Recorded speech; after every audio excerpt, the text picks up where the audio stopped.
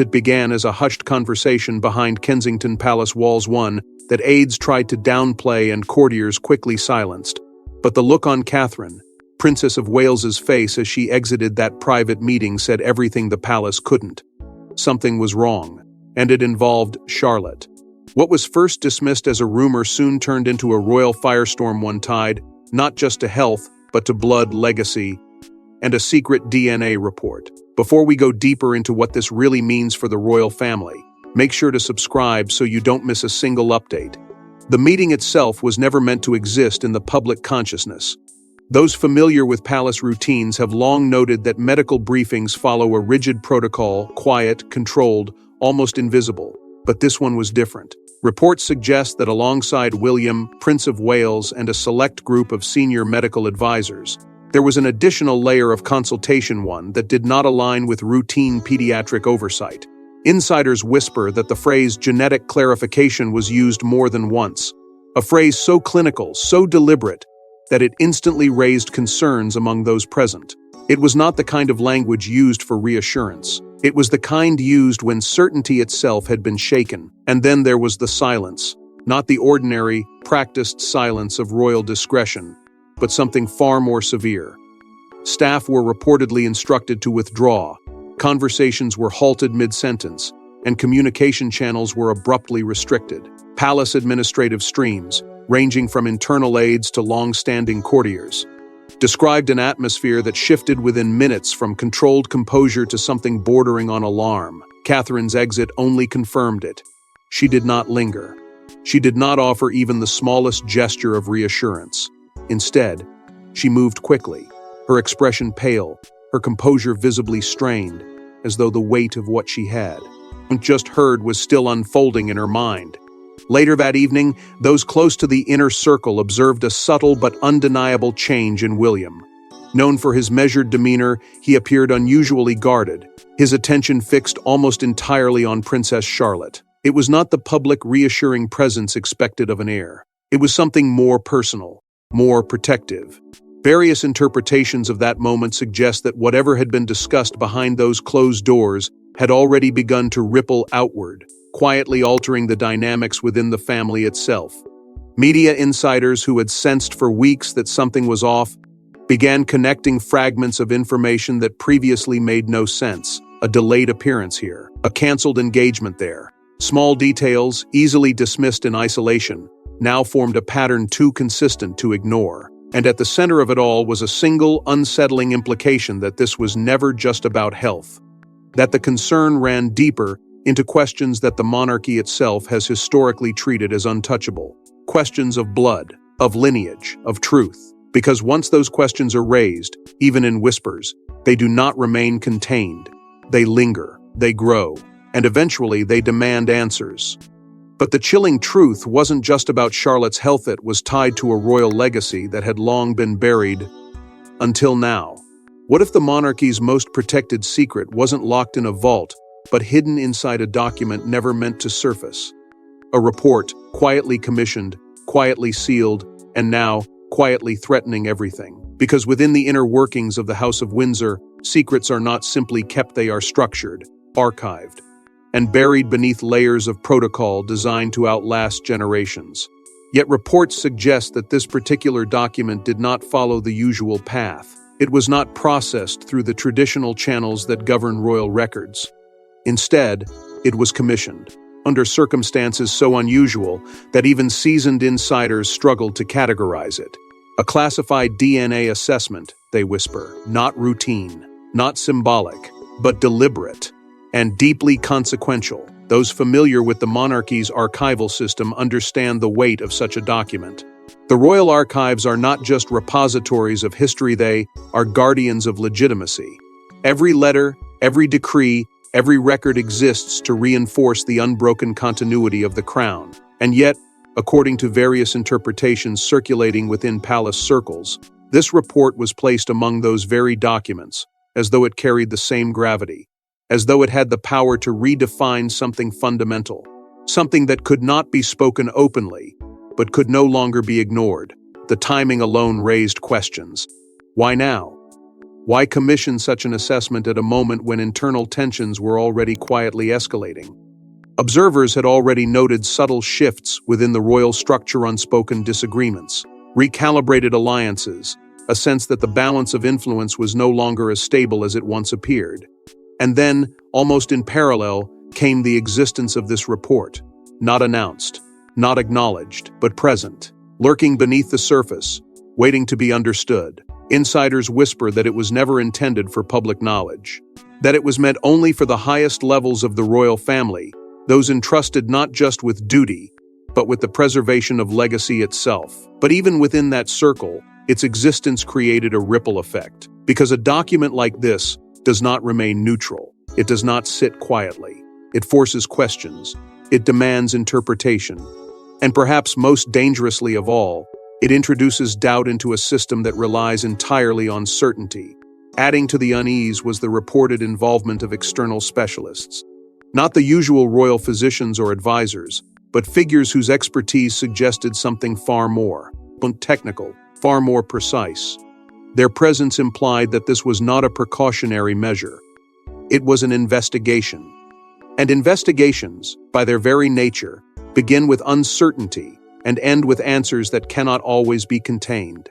As fragments of information began to circulate, speculation grew.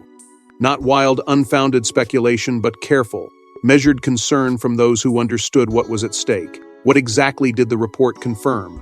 And perhaps more importantly, what did it challenge? Because within a monarchy built on lineage, even the slightest disruption to that narrative carries consequences far beyond the personal. It touches the institution itself. And once that possibility takes hold, even in whispers, it changes everything. Conversations become guarded. Decisions become heavier. Trust becomes fragile. Because the question is no longer whether the truth exists, but who controls it. But as the truth of that report began circulating behind closed doors, one royal figure found herself at the center of a storm she never saw coming. For Camilla, queen consort, the shift was immediate and unmistakable. Conversation stopped when she entered. Doors closed faster. And then came the moment no one expected. The breakdown. It did not happen all at once. That is what made it so unsettling. Those within the palace had long been accustomed to subtle changes in tone, the quiet recalibration of relationships that define royal life. But this felt different. This felt deliberate.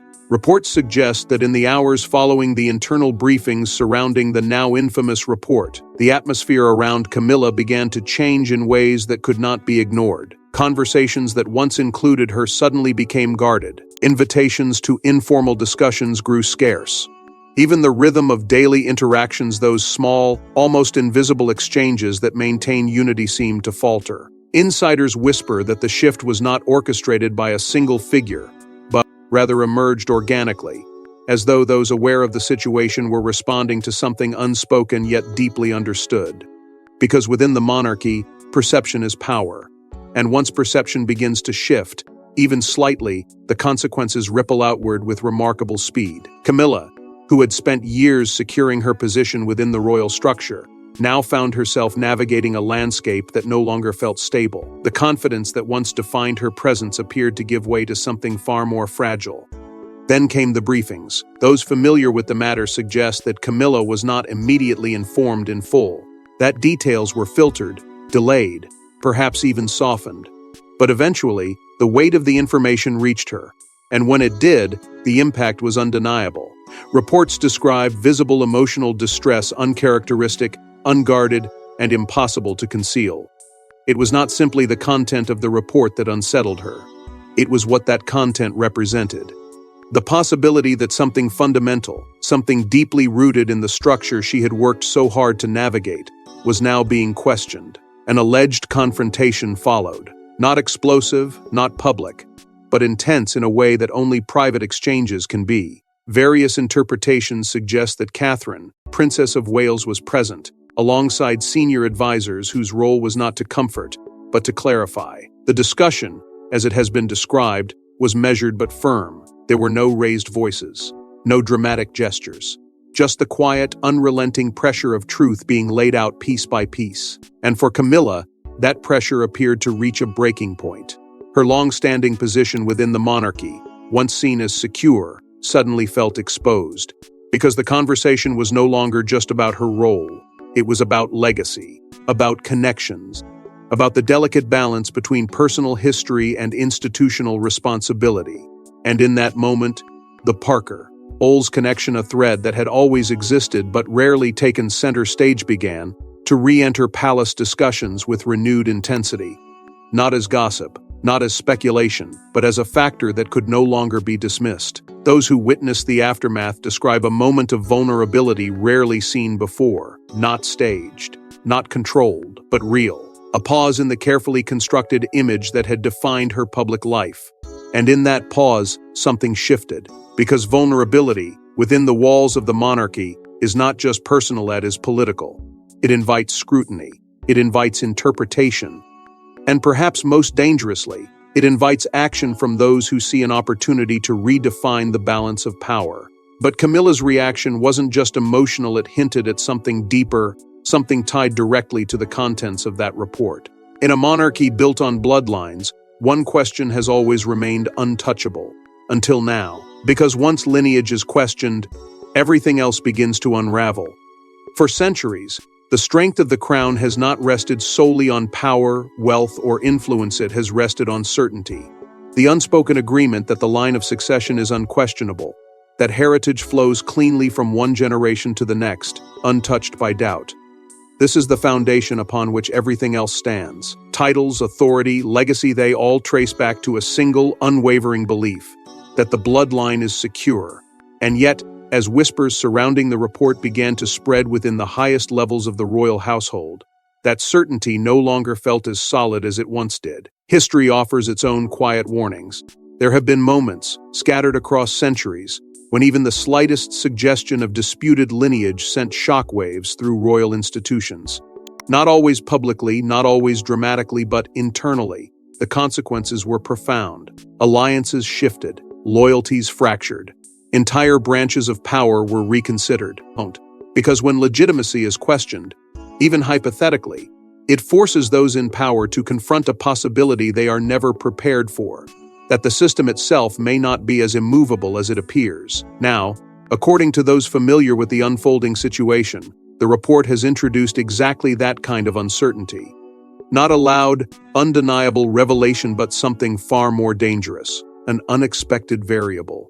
A detail that does not fit neatly into the narrative that has been carefully maintained for years. And while the specifics remain tightly controlled, the mere existence of such a variable is enough to trigger a chain reaction within the monarchy's inner structure. Because once one question is raised, others inevitably follow. Senior figures, long accustomed to operating within a stable framework, have reportedly begun reassessing their positions. Not openly, not dramatically, but quietly, strategically. Conversations have become more deliberate, decisions more cautious, because in moments like this, every action carries weight, every alignment matters. And as the implications of the report continue to unfold, it becomes increasingly clear that this is no longer just a private concern, it is a structural one. At the center of it all stands Charles III, a figure already navigating the immense pressures of leadership under complex circumstances. For him, the situation is uniquely difficult, because this is not just about duty, it is about balance, between personal loyalty and institutional responsibility, between protecting those closest to him and preserving the integrity of the crown itself. And as the tension grows, so too does the weight of the decisions he may be forced to make. What has emerged, perhaps most strikingly, is a growing divide within the royal structure. On one side, those who see themselves as guardians of tradition, figures committed to maintaining the monarchy exactly as it has always been, unyielding, unshaken. On the other, a more modern influence, less bound by precedent, more willing to adapt, to reinterpret, to question. Under ordinary circumstances, this divide might remain subtle, manageable. But under the shadow of the report, it has become something far more pronounced, more urgent. Because this is no longer just a difference of perspective. It is a conflict of direction, a question of what the monarchy should be and what it is willing to confront in order to remain intact. And as that question continues to linger, unanswered yet impossible to ignore, the tension it creates begins to reshape the very core of the institution. And as that divide widened, one figure quietly began preparing a response that would change everything. Catherine didn't react. She didn't panic. Instead, she did something far more dangerous. She waited. And then she acted. Because in a moment where uncertainty threatened to spread faster than control, restraint became her greatest weapon. Those who have observed Catherine, Princess of Wales, over the years understand that her strength has never been rooted in noise or confrontation. It has always been in precision. And this time was no different. While others processed the emotional weight of the report, while tension rippled through palace corridors and alliances began to quietly shift, Catherine chose stillness, not the absence of action but the careful delay of it, a pause that allowed her to see what others could not. Reports suggest that within days, she began to take control of how the information was being handled, not publicly, not through declarations, but through subtle, deliberate influence. Conversations were redirected. Access was quietly limited.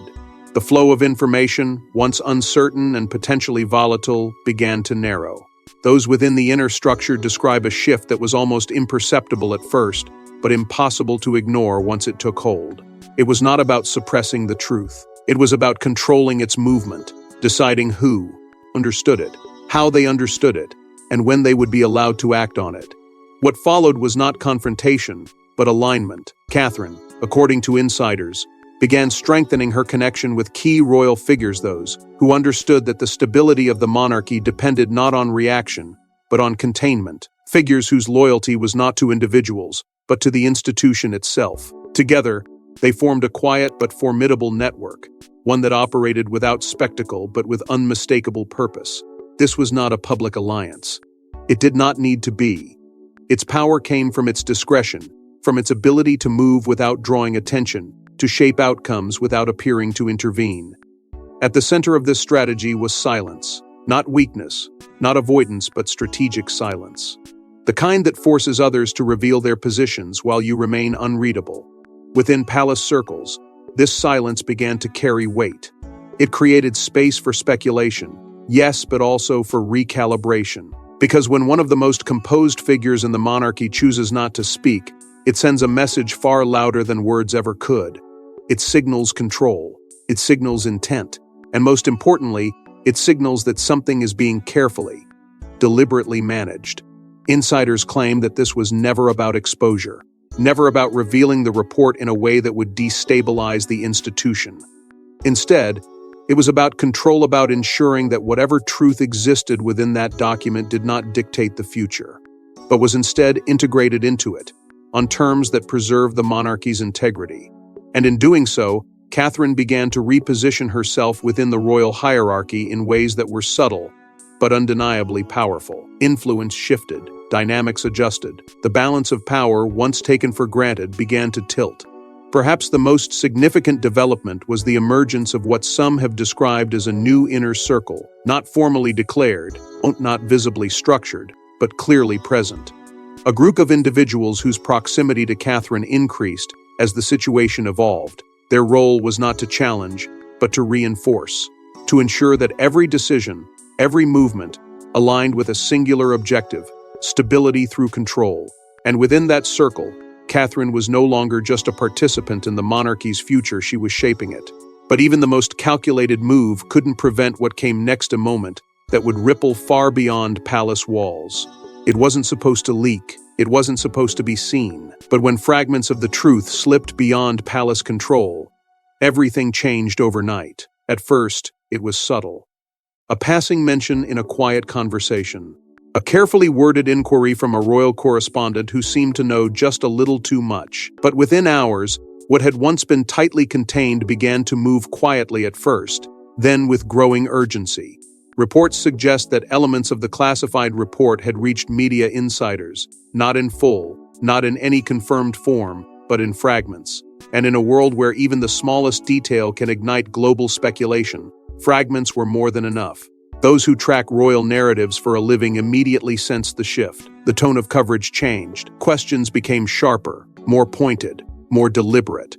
Insiders whisper that certain journalists, long connected to palace-adjacent sources, began circling the same theme: lineage, legitimacy, a sensitive internal review. No one said it directly. No one needed to, because once the idea was introduced, even indirectly, it took on a life of its own. Public speculation followed with remarkable speed, not wild chaos, but something far more dangerous: measured curiosity. Discussions began to emerge, fueled by incomplete details and carefully interpreted clues. Social circles close to the monarchy started exchanging theories, each one building on the last, each one pushing the boundaries of what could be considered plausible. And as those conversations expanded, so did the pressure on the institution itself, because silence, which once protected the monarchy, now risked amplifying the very questions it was meant to suppress. Inside the palace, the response was immediate. Damage control protocols, rarely activated at this level, were reportedly set into motion. Senior aides moved quickly to assess the situation, attempting to identify the source of the leak while simultaneously managing its impact. Communication lines tightened. Messaging strategies were revised. Every word, every action, was scrutinized for its potential to either contain the narrative or accelerate it. But containment, in an age of instant exposure, is no longer a simple task. The monarchy, built on tradition and controlled communication, suddenly found itself navigating a landscape where information moves faster than authority. And within that landscape, even the most carefully guarded secrets can become vulnerable. For Camilla, Queen Consort, the consequences were immediate and deeply personal. As scrutiny intensified, her position already under quiet pressure became increasingly fragile. Observers noted a shift not just in perception, but in tone. The questions surrounding her were no longer hypothetical. They carried weight, they carried implication, and most importantly, they carried the potential to redefine how she was viewed within the broader structure of the monarchy. The contrast was striking. On one side, a lifetime of carefully constructed influence, built through patience, resilience, and strategic alignment. On the other, a rapidly evolving narrative that threatened to unravel that stability in ways no one could fully predict. It was not just a test of position, it was a test of endurance, of whether the structures that had supported her could withstand the pressure now being applied from both within and beyond palace walls. Because this was no longer a contained situation. It was a modern crisis, one that exposed the tension between tradition and transparency, between control and inevitability. And as the world outside the palace grew louder, more insistent, more demanding of answers, the institution itself was forced to confront a reality it could no longer ignore. And yet, the real battle wasn't happening in the headlines, it was unfolding quietly, inside the palace itself. Behind sealed doors and guarded corridors, the real war had already begun, not with words, but with influence, alliances, and silent decisions that would reshape the monarchy. What made it so powerful was not its visibility, but its precision. There were no public declarations, no dramatic confrontations that could be traced or recorded. Instead, the conflict unfolded in quiet exchanges, in who stood beside whom during private discussions, in who was consulted, and, just as importantly, who was not. Reports suggest that internal factions began to solidify almost immediately, not through formal alignment, but through instinct. Those who sensed the gravity of the situation moved closer to figures they believed could offer stability. Others, equally aware of what was at stake, positioned themselves defensively, determined to preserve what remained of their influence. At the center of this evolving landscape stood Catherine, Princess of Wales, and William, Prince of Wales, whose roles began to take on a new dimension, no longer simply participants within the royal structure, but rather as members of the royal family. They emerged as stabilizing forces, figures around whom others could organize, not through authority alone, but through trust. Their approach remained measured, controlled, and deeply strategic. They did not escalate tensions. They absorbed them, redirected them. And in doing so, they created a sense of direction at a moment when uncertainty threatened to overwhelm the institution. But stability, within a shifting power structure, does not come without resistance. Those aligned with Camilla, Queen Consort, moved quietly to protect her standing, not through overt defense, but through subtle reinforcement. Conversations were reframed, narratives were softened, efforts were made to preserve the perception of continuity, to ensure that whatever questions had been raised did not translate into irreversible consequences. It was a delicate balancing act, one that required precision, loyalty, and an acute understanding of how quickly influence can erode once doubt takes hold. And then there was Charles III, Caught at the center of it all, his position was perhaps the most complex of all. This was not simply a matter of governance. It was deeply personal. The individuals involved were not distant figures, they were part of his immediate world, his closest circle. And yet, the decisions required of him carried implications that extended far beyond personal relationships. Insiders whisper that this tension manifested in hesitation. In moments where decisions that would normally be swift became delayed, reconsidered, quietly redirected, not out of indecision but out of the overwhelming weight of what each choice represented. Because every decision now had two dimensions, one immediate, one lasting, one personal, one institutional. And navigating that duality required a level of restraint that few could fully comprehend. As a result, reports suggest that certain actions were postponed, not abandoned, but carefully recalibrated. Paths that once seemed clear became uncertain. Outcomes that once felt inevitable were now subject to change. All the while, the structure of royal power itself began to shift not dramatically, not visibly, but fundamentally. Influence moved in subtle currents, flowing toward those who demonstrated control, away from those who appeared vulnerable. The hierarchy, once stable and predictable, became fluid. And within that fluidity, new possibilities emerged, not yet defined, not yet formalized, but undeniably present. Because this was no longer just a moment of crisis. It was a moment of transformation, a quiet reshaping of how power is held, how it is exercised, and who ultimately defines its direction. And as each figure navigated their role within this evolving landscape, one reality became increasingly clear: nothing would return to exactly what it had been before. But as the dust started to settle, one truth became impossible to ignore. In the end, it wasn't just a report. It wasn't just a moment. It was a reckoning, one that forced the monarchy to confront what it values most: truth, loyalty, or survival. Because what began as a quiet, controlled document hidden within the deepest layers of royal discretion had transformed into something far more powerful. It was no longer just about what the report contained. It was about what it represented. A fracture, subtle yet undeniable, within an institution built on the promise of unshakable continuity.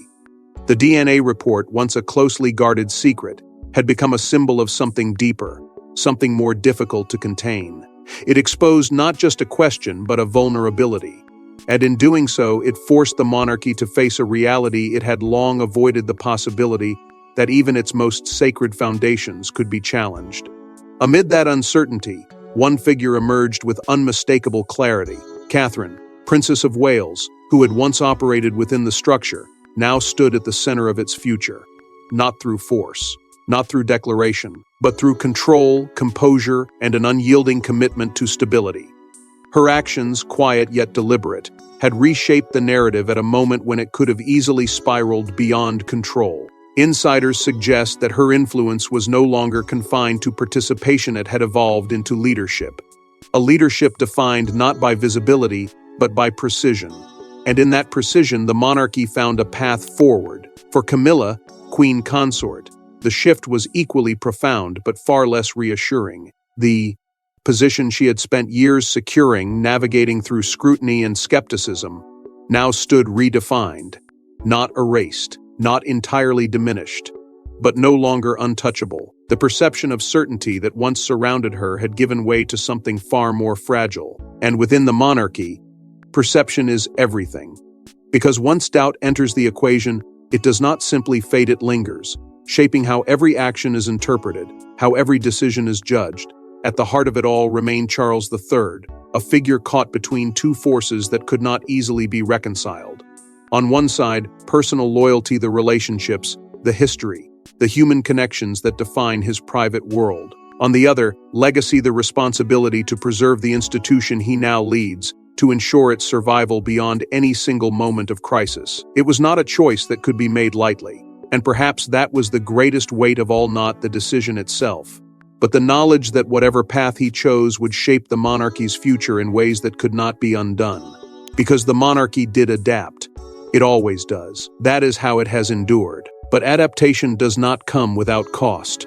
Beneath the surface, there are always scars, unspoken, unseen, but deeply felt by those who carry the burden of maintaining continuity. This moment was no different. The structure held. The institution endured. But something had shifted, something fundamental. The illusion of absolute certainty had been replaced with a more complex truth, one that acknowledged both strength and vulnerability. And within that shift, a new era quietly began to take form. Not announced, not celebrated, but unmistakably present. An era shaped not just by tradition, but by the lessons learned from a moment that tested the monarchy in ways it could not ignore. A moment that redefined roles, recalibrated power, and revealed the delicate balance between preserving the past and protecting the future. Because in a monarchy, built on history, the most dangerous thing isn't a secret, it's the moment that secret finally comes to light. Thanks for watching. Please don't forget to like and subscribe, and we will see you in the next one.